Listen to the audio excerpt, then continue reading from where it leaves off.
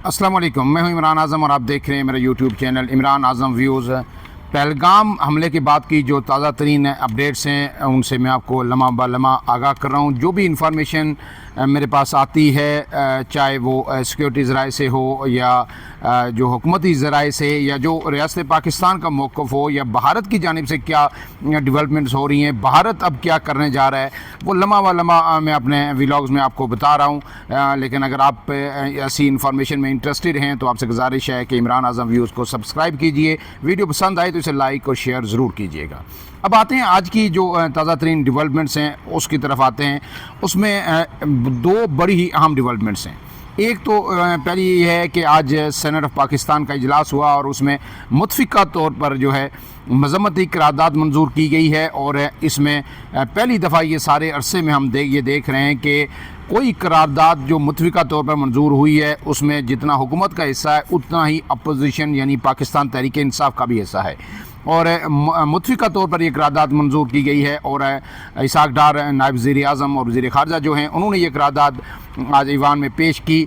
और इस करारदाद के अंदर वाज़ेह तौर पर जो भारतीय इक़दामात हैं अब तक उनकी मज़म्मत की गई है और भारत को ये कहा गया है कि भारत ने अगर किसी भी तरह की कोई भी मुहिम जोई की तो पूरी कौम अपने तमाम इख्तलाफात बुलाकर जो है इकट्ठी होगी और सियासतदान पाकिस्तान की पार्लियामेंट इसके अंदर मौजूद अवामी नुमाइंदे यकजान हैं।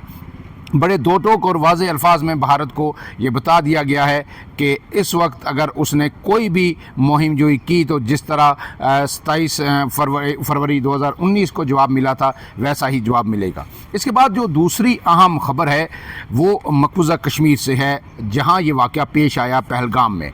और भारत जो है अपने जो जाल में खुद ही फंस गया है, जाल जो है भारत बेनकाब हो गया है।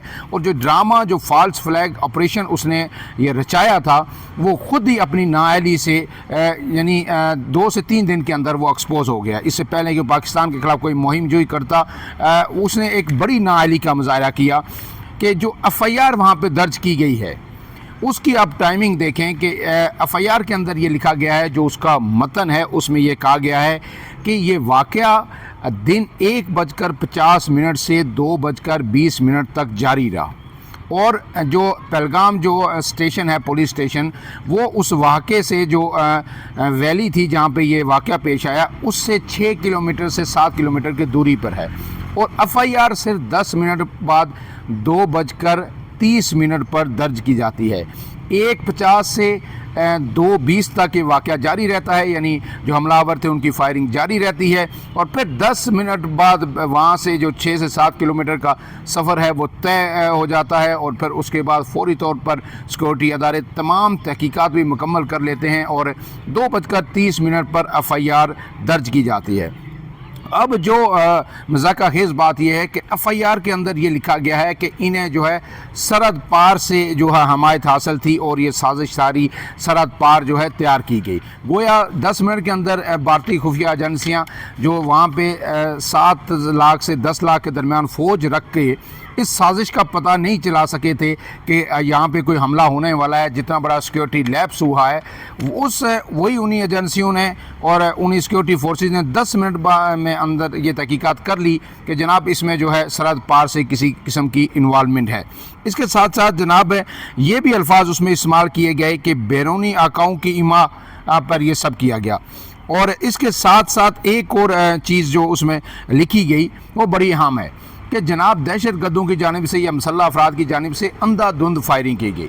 जबकि आप देख रहे हैं कि गुज़श्ता 3 रोज़ से भारतीय media, state media, private media, social media handles, सारे ट्विटर जो सरकारी हैं वो ये कह रहे हैं कि जनाब चुन चुन के लोगों को मारा गया और टारगेट किलिंग की गई। ये पूछा गया आप हिंदू हैं, मुस्लिम हैं, उसके बाद गोलियां चलाई गई। जबकि FIR के अंदर लिखा गया है कि अंधाधुंध फायरिंग की गई। तो जब किसी जगह पे किसी भीड़ में अंधाधुंध फायरिंग की जाती है तो क्या गोली देख के लगती है कि मैं हिंदू को लगूँ सिर्फ या मुसलमान उससे जो है शहीद न हो, न मारा जाए?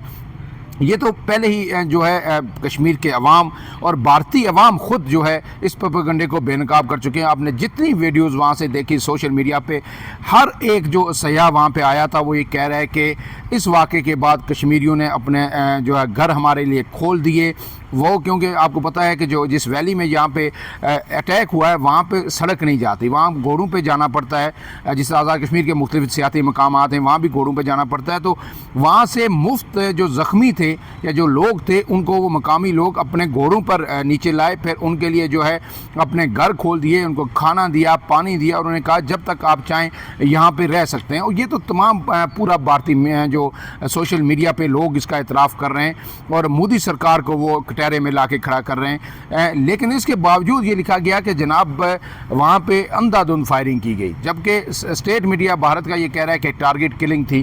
اب یہ سارے تضادات جو ہے یہ واضح کرتے ہیں کہ سب ڈرامہ پہلے سے رچایا گیا تھا، اور جس کو جو ہی یہ واقعہ انہوں نے کیا وہاں پہ فائرنگ ختم کی، اور اس کے بعد آ کے جو ہے نا 10 منٹ کے اندر پہلے سے جو ہے ایک تیار شدہ FIR وہاں پہ درج کی، یا پہلے سے پرانی تاریخ میں وقت کے مطابق وہ جو ہے وہ درج کی گئی تھی۔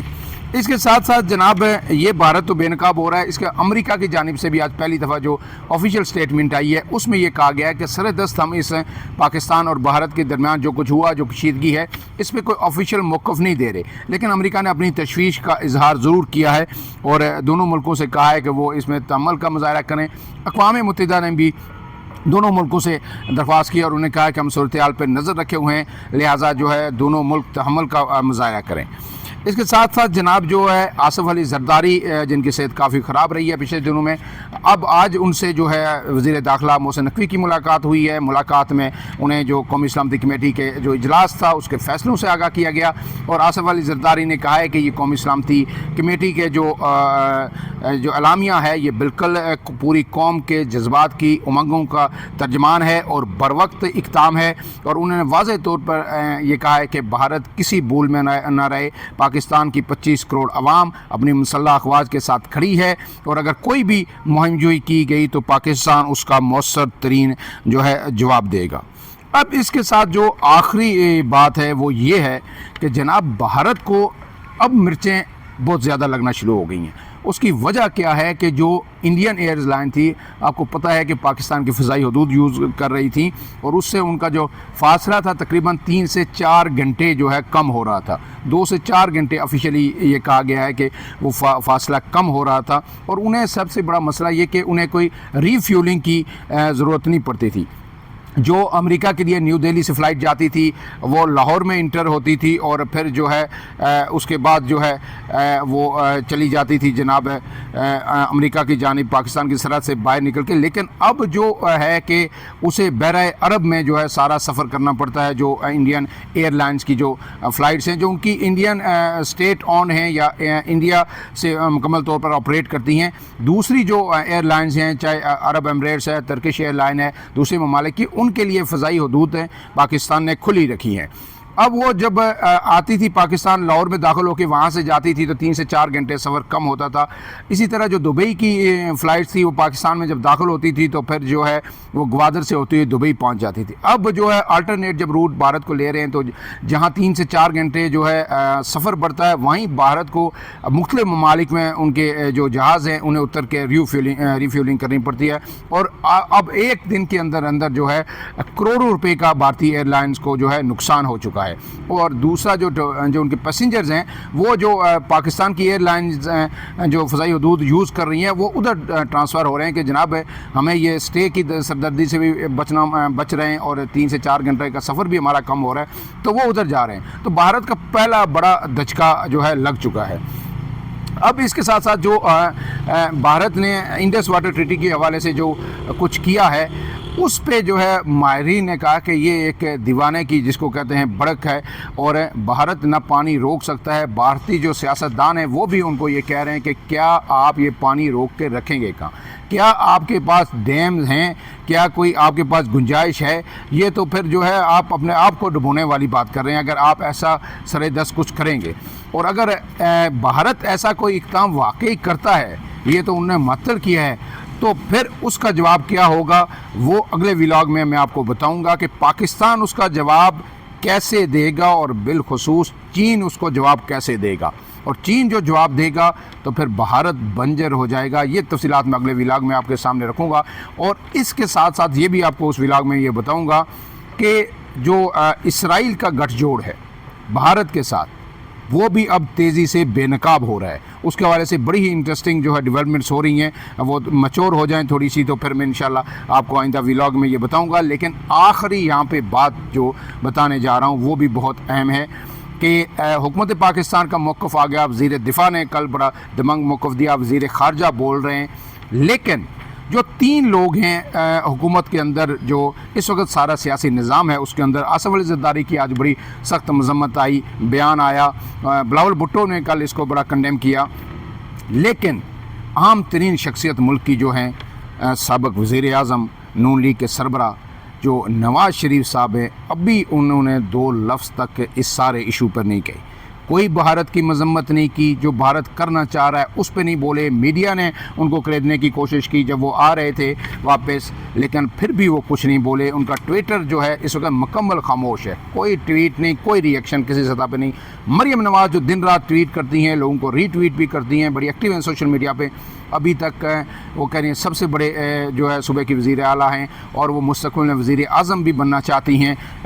جو ہے ابھی تک ان کے ٹویٹر پہ کوئی اس حوالے سے ایک سنگل لائنر بھی وہاں پہ موجود نہیں ہے. شہباز شریف صاحب نے جو ہے قومی سلامتی کمیٹی میں تو اپنا ورژن ضرور دیا, لیکن جو سوشل میڈیا پیج یا آفیشیل جو ٹویٹر ہے یا جو ان کے پلیٹ فارم ہے اس پر ان کی طرف سے بھی ابھی تک کوئی اسٹیٹمنٹ نہیں آ رہی. گویا جو ہے شہباز شریف صاحب تو شاید جو کہ اسی پہ اکتفا کریں گے کہ میں نے نیشنل سلامتی کمیٹی میں جو ہے موقف دے دیا تھا, بس وہی کافی ہے. لیکن نواز شریف صاحب اور مریم نواز ابھی تک کیوں خاموش ہیں, یہ سوچنے کی بات ہے. کیا وہ چاہتے ہیں کہ اس طرح کے اقدامات سے وہ بھارت کو جو ہے خوش کر سکتے ہیں کہ بھارت جو ہے کسی خوش فہمی میں رہے کہ ہماری پاکستان کے ساتھ یا شریف فیملی کے ساتھ ان کی حکومت ہے, ہم جو ہے وہاں پہ کوئی ایسا اقدام نہیں کریں گے جہاں ان کے لیے مشکل کا باعث بنے اور وہ اس صورتحال کو اپنے اس یعنی چھپ کر ڈیفیوز کر سکتے ہیں. ایسا ممکن نہیں ہے. میرے خیال میں یہ نواز شریف صاحب کی بھول ہے, یا پھر نواز شریف صاحب چاہ رہے ہیں کہ جناب جو سیکیورٹی کے ذمہ دار ہیں تھوڑا ان کو بھی آگے جانے دیں, ان کا بھی پتہ چل جائے کہ کتنے 20 کا 100 ہوتا ہے. یہ بڑی ہی تشویشناک ہے. اب دیکھتے ہیں کہ اللہ کرے کہ مریم نواز اور نواز شریف صاحب کا جو ٹویٹر ہیں یا ان کی طرف سے اس واقعے کی مذمت یا پاکستان کے خلاف کتنا کچھ کر دیا گیا. انڈس واٹر ٹریٹی پاکستان کی جو بقا کا ضامن ہے وہ ختم کر دی گئی, اس کو معطل کر دیا گیا. اور کل جو نیشنل قومی سلامتی کمیٹی نے جو کہا کہ پانی ہماری لائف لائن ہے, اور یہ کہا گیا کہ پانی کو جنگ سمجھا جائے گا. اگر پانی روکا گیا یا اس کا رخ موڑا گیا تو اسے بھارت کی طرف سے ایک جنگ تصور کیا جائے گا اور پاکستان اس کا جواب دے گا. اب جو ہے مریم نواز نہریں بھی بنوانا چاہ رہی تھی, چولستان کا جو صحرا کو بھی آباد کرنا چاہ رہی تھی, سندھ سے دریائے سندھ سے نہریں بھی نکلوانا چاہ رہی تھیں. اس حد تک وہ زراعت میں انٹرسٹڈ تھی. لیکن جو انڈیا کر رہا ہے پانی کے معاملے پر, اس پر خاموش کیوں ہیں, اس پر ایک بڑا سوالیہ نشان ہے. عمران اعظم کو دیجیے اجازت. اللہ حافظ.